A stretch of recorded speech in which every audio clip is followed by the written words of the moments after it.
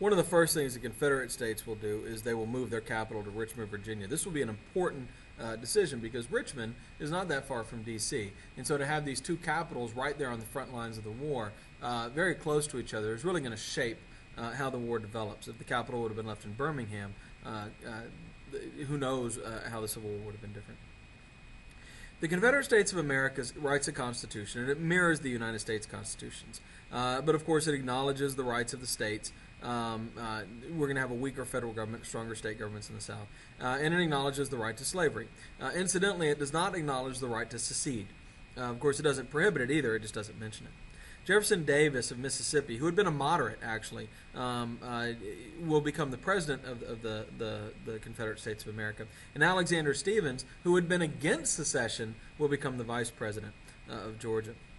And so it's interesting that these radicals who take the South out of the United States elect as their leaders much more moderate members. Davis, unlike Lincoln, respects the Confederate States Constitution. He is a stable leader and understands the limits of his authority. There are no parties in the South, but support for the war varies wildly. There is, of course, a cult of states' rights. Their argument, they don't talk much about slavery. What they talk about is the rights of the states to choose to do what they want. And of course, under this system, conscription is very hard, getting soldiers to join, because they don't believe the federal government should have that much power. State militias often refuse to cooperate with the Confederate Army, and this is a regular problem. The military, however, does exert some power. They draft food, they seize control of railroads, they will seize slaves, and a great irony, the Confederate States, arguing that the federal government can't take away your slaves, will take your slaves to help with the war effort. And they'll regulate industry, and they'll actually cap corporate profits. They'll say you can't make more than this % on your money. And so they're interesting in that way. By the way, speaking of the cult of states' rights, there is a Confederate general whose name is States' Rights Gist. His parents named him States' Rights. You can look it up. Of course, financing is a huge problem. The states are asked to pay on a voluntary basis, and they don't want to. State governments who led the South out of the Union don't want to pay for the war that it caused.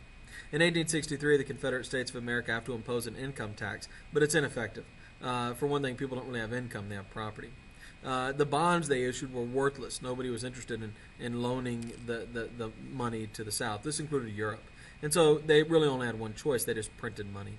There was 9,000% inflation of the Confederate currency, which is crazy. In 1861, there were, of course, many volunteers. They're going to fight for the freedom of the South. But by April of 1862, those volunteers had dried up, and the South is going to be forced to turn to a draft. At first, you could hire a substitute just like you could in the North, but there just weren't enough, and so this was done away with quickly. By 1862, the Confederate Army had 500,000 soldiers in the Army. But by 1864, the Confederate Army is going to be on its way to defeat, specifically because they simply don't have enough boys. They don't have enough people to put out there.